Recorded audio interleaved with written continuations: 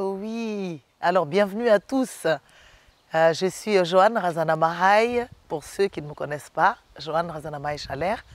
Et aujourd'hui, j'aimerais parler de la médiumnité. Mais de la médiumnité vue autrement, avec des éléments plus précis, avec des éléments personnels. En fait, la médiumnité, expérience. Et en même temps, donc, vous aurez également quelques conseils dans cette vidéo. Parce que dans notre groupe, on ne fait pas de vidéos comme ça juste pour paraître.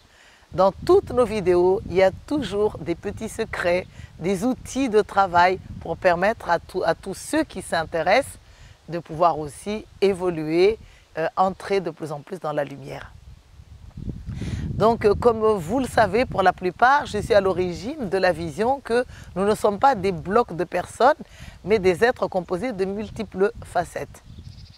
Et parmi les facettes, mais vraiment qui doivent exister sur la planète Terre, se trouve le côté chaman de la personne, mais aussi le côté médium de la personne. Le chaman, c'est la pharmacopée, c'est la partie qui est conçue pour nous prendre en charge à chaque fois qu'on se fait des petits bobos, à chaque fois qu'on se frotte les uns aux autres et qu'on a mal, à chaque fois qu'on est déchiqueté dans nos corps d'énergie. Et la partie médium, donc on peut dire ces personnages intérieurs baptisés les sous-personnalités psychoactives. Donc il y a un côté chaman, parce que je ne vais pas pouvoir tout citer, et il y a un côté médium. Et le médium, c'est le porteur de projecteurs.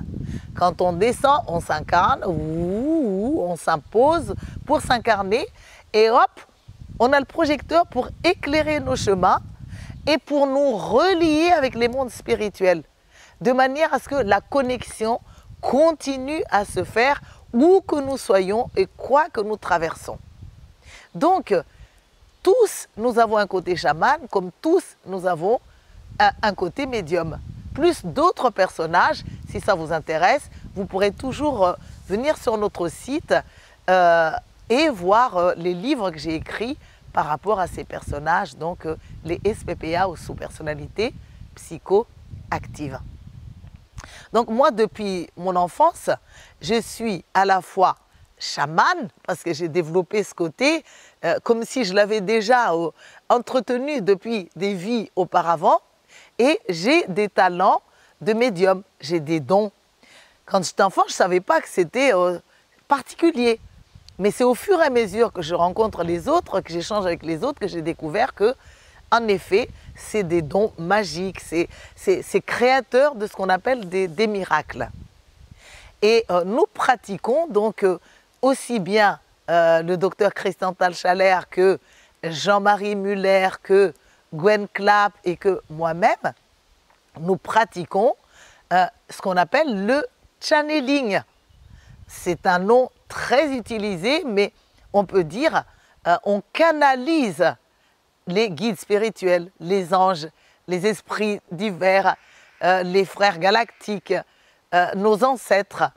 On canalise, c'est-à-dire on met à leur disposition nos canaux médiumniques. Et je fais partie des très rares personnes également à affirmer que nous n'avons pas un canal, contrairement à ce que beaucoup de personnes affirment.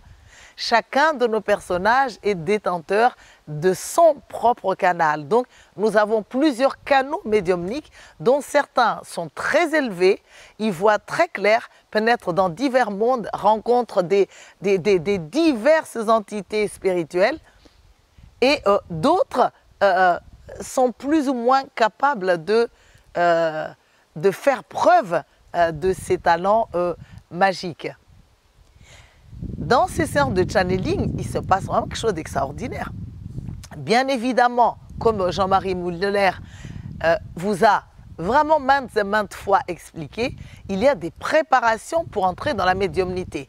Donc, je ne vais pas aller dans ce sens de vous ramener comment préparer nos canaux épurés en harmonisant nos hémisphères cérébraux, cerveau gauche, siège du rationnel, et cerveau droit, siège de l'intuition.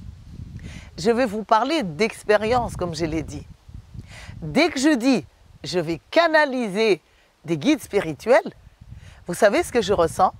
C'est comme si mon corps se décompose en atomes.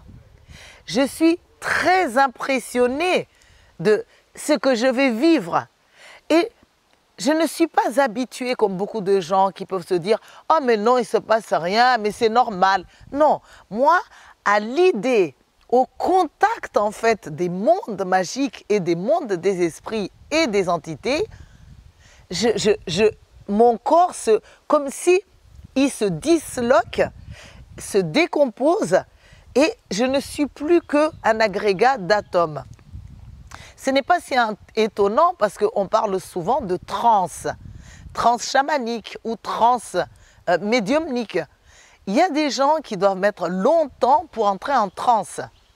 Mais je fais partie des personnes, dès que je prononce, dès que je mets l'intention, hop, je me décompose en atomes et les atomes dansent de tous les côtés à la fois, comme si chacun voyage dans un monde, se met au contact de quelque chose.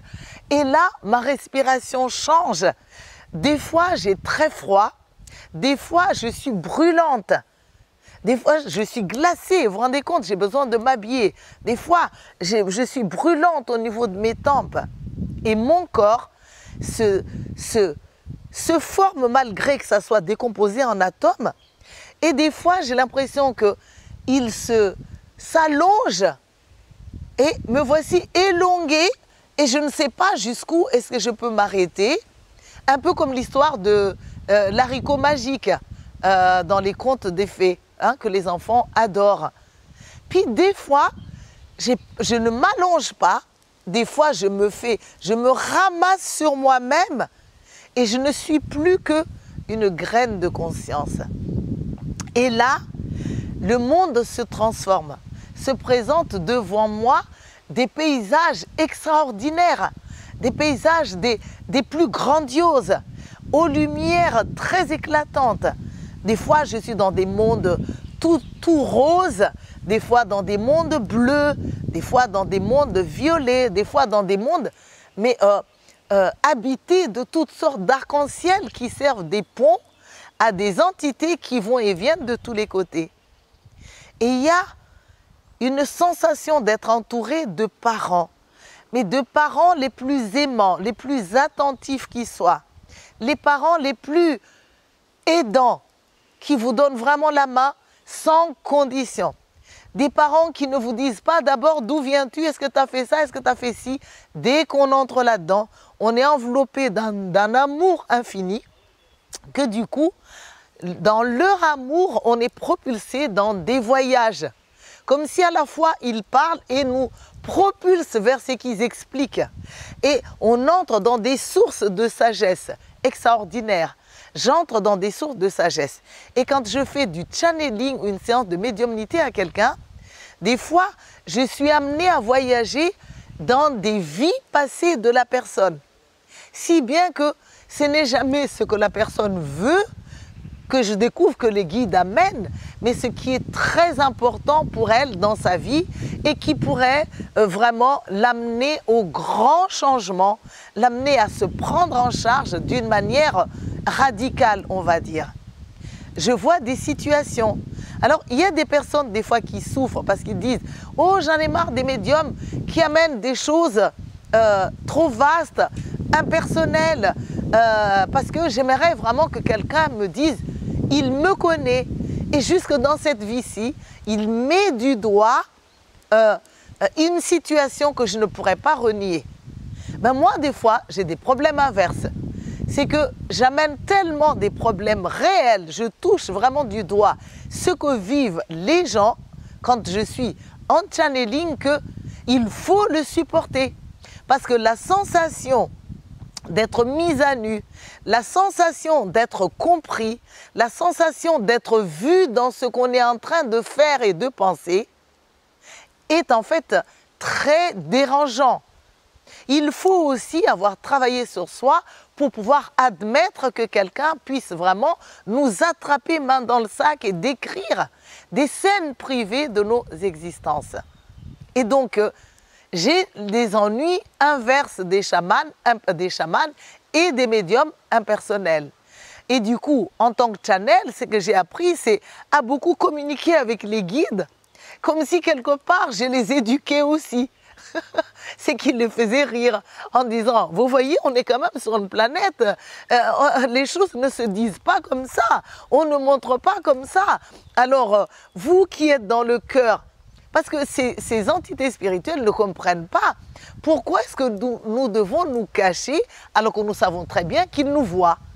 Pourquoi est-ce que nous devons avoir honte de nos situations alors que nous avons besoin d'en guérir? Nous ne pouvons pas guérir d'une situation déséquilibrée que si nous osons l'étaler dans la lumière. Mais on est dans cette dualité. Ah, la dualité, c'est vraiment le propre de l'être humain et des dualités qui peuvent ne pas être. Alors donc du coup, nous, dans nos stages et dans nos formations, on fait nous-mêmes des séances de channeling.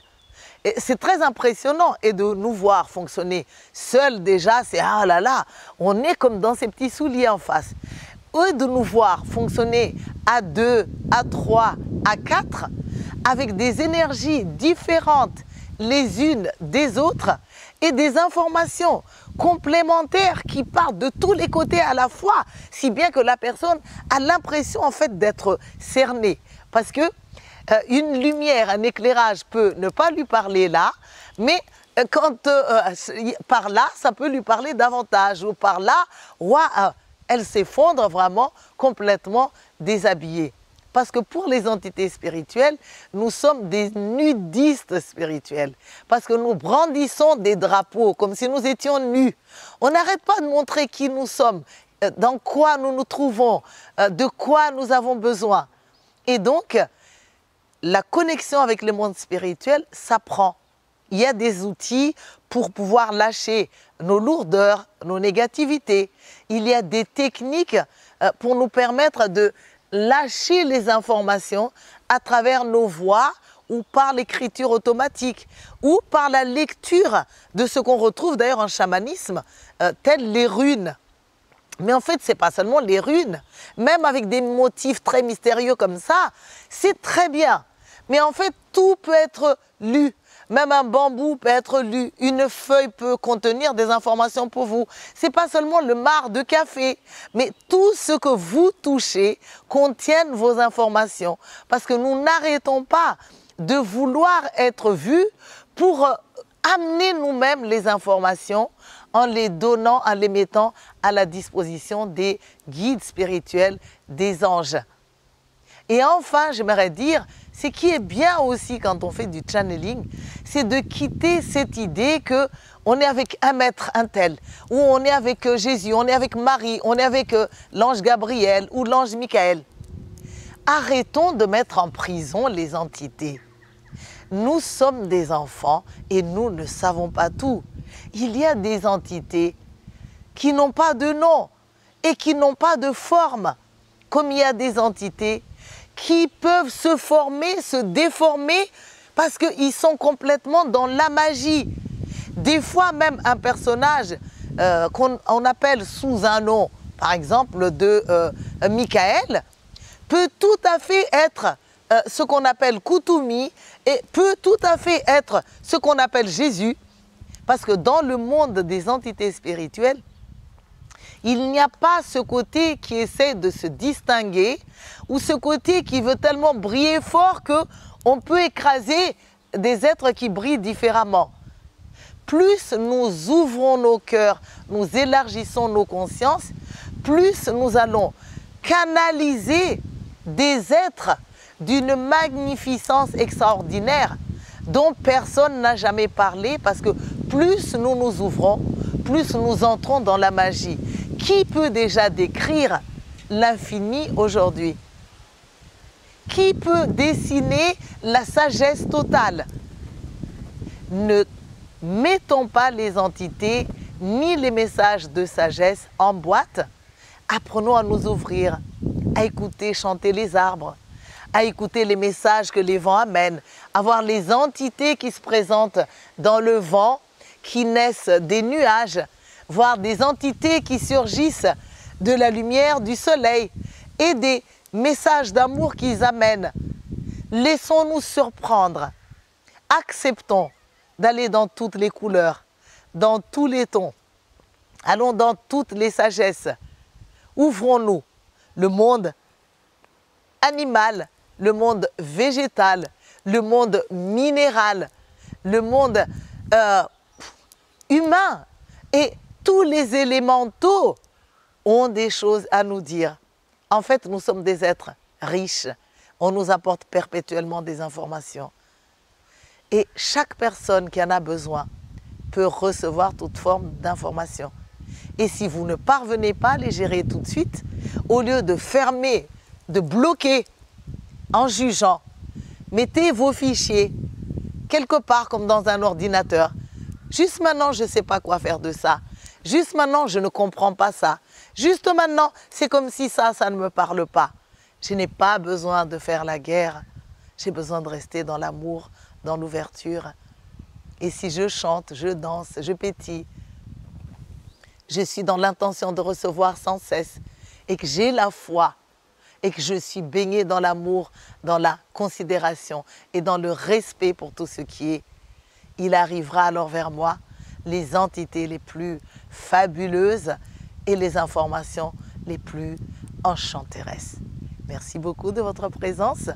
Alors apprenez s'il vous plaît, puisque nous sommes tous des channels, des médiums et que nous avons plusieurs canaux à nos dispositions et que nous pouvons mettre à la disposition de tous les êtres vivants dans toutes les sphères de l'univers.